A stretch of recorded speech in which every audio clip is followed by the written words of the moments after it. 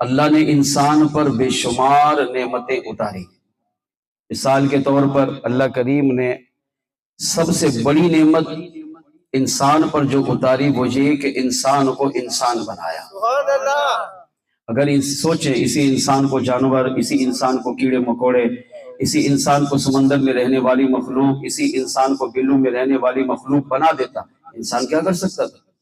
لیکن اللہ کریم نے انسان پر سب سے بڑا احسان یہ کیا ہے کہ اسے انسان بنایا،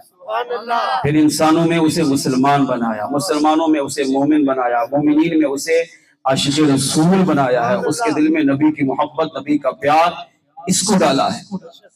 ان تمام نعمتوں پر اگر انسان غور کرے تو ساری نعمتیں ایک طرف، ان تمام نعمتوں کی جو بنیاد ہے وہ مصطفیٰ جان رحمت صلی اللہ علیہ وسلم کی ذات مبارکہ۔ اب کوئی کہے کہ یہ کیسے ہو سکتا ہے؟ تو بھئی قرآن و حدیث کی تمام کتابیں، قرآن کریم کی تفاسیر، احادیث کریمہ کی تشریح، ساری کی ساری اس پر دلیل ہے۔ آدم علیہ السلام سے لے کر عیسیٰ علیہ السلام تک کم و بیش 1,24,000 انبیاء تشریف لائے، ہر نبی نے اسی بات کو بیان کیا ہے۔ کیا کہ ہم بھی نبی بن کر آئے ہیں، ہم بھی رسول بن کر آئے ہیں، ہم پر بھی اللہ نے کتابیں اتاری ہیں، ہم پر بھی اللہ نے صحیفے نازل کیے ہیں، مگر سنو، اگر ہمارے ہوتے ہوئے حضور تشریف لائیں، وہ نبی آ جائیں جن کے صدقے ہمیں نبوت ملی، وہ رسول آ جائیں جن کے صدقے ہمیں رسالت ملی، وہ امام الانبیاء ختم الانبیاء تشریف لائیں جن کے صدقے اللہ نے پوری کائنات کو بنایا، آدم علیہ السلام کو پیدا کیا، جن کے بارے میں رب نے فرمایا پیارے مصطفیٰ آپ کو پیدا نہ کرتا تو میں کائنات کو ہی نہ بناتا،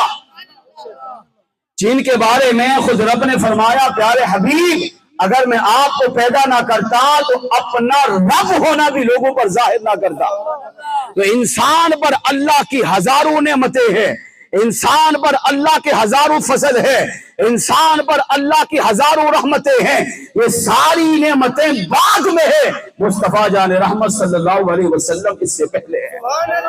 اللہ کی تمام نعمتوں میں سب سے بڑی نعمت حضور کی ذات، اللہ کے تمام فضلوں میں سب سے بڑا فضل حضور کی ذات، اللہ کی تمام رحمتوں میں سب سے بڑی رحمت حضور کی ذات۔ اور پارہ نمبر 5 سورۃ النساء آیت نمبر 83 میں کریم رب نے اس کو مزید واضح کیا، فرمایا وَلَوْلَا فَضْلُ اللَّهِ عَلَيْكُمْ، اے لوگوں اگر تم پر اللہ کا فضل نہ ہوتا، وَرَحْمَتُهُ اللہ کی رحمت نہ ہوتی، اس کی تشریح کیا ہے؟ مفسرین کہتے ہیں اس کا مطلب یہ ہے اگر میں تم پر اپنا فضل نازل نہ کرتا، اپنے محبوب کو تمہارے درمیان نہ بھیجتا، اپنی سب سے بڑی رحمت حضور کی ذات کی صورت میں تم پر نازل نہ کرتا، لَاتَّبَعْتُمُ الشَّيْطَانَ إِلَّا قَلِيلًا، تم سب شیطان کی پیروی کرتے سوائے چند کے۔ اس کا مطلب یہ نکلا کہ حضور اللہ کا سب سے بڑا فضل بن کر آئے، حضور اللہ کی سب سے بڑی رحمت بن کر تشریف لائے، اور حضور کی آمد کی برکت سے اللہ نے انسان کو انسانیت کا درس عطا فرمایا۔ اب حضور کی آمد سے پہلے کے حالات پڑھے، عیسیٰ علیہ السلام سے لے کر ہمارے آقا صلی اللہ علیہ وسلم کی ولادت تک کم و بیش 550 سال کا فاصلہ ہے، 5 صدیاں گزر گئی، کوئی نبی کوئی رسول نہیں آیا۔ سوچو تے صحیح انسان کی حالت کیا تھی، انسان اپنے ہی بنائے ہوئے آٹے کی صورت کو کہتا یہ خدا ہے، کوئی کہتا جانور کو خدا ہے، کوئی کہتا سورج خدا ہے، کوئی کہتا چاند خدا ہے، کوئی کہتا یہ ستارے خدا ہیں، ہر ایک اپنی مٹی کے بنائے ہوئے پتلے کو خدا سمجھتا تھا۔ انسان انسانیت کو کھو چکا تھا، نہ ماں کی قدر تھی، نہ باپ کا احترام تھا، نہ بہن بھائیوں کے حقوق کی پاسداری تھی، بیٹی کو منحوس سمجھا جاتا تھا،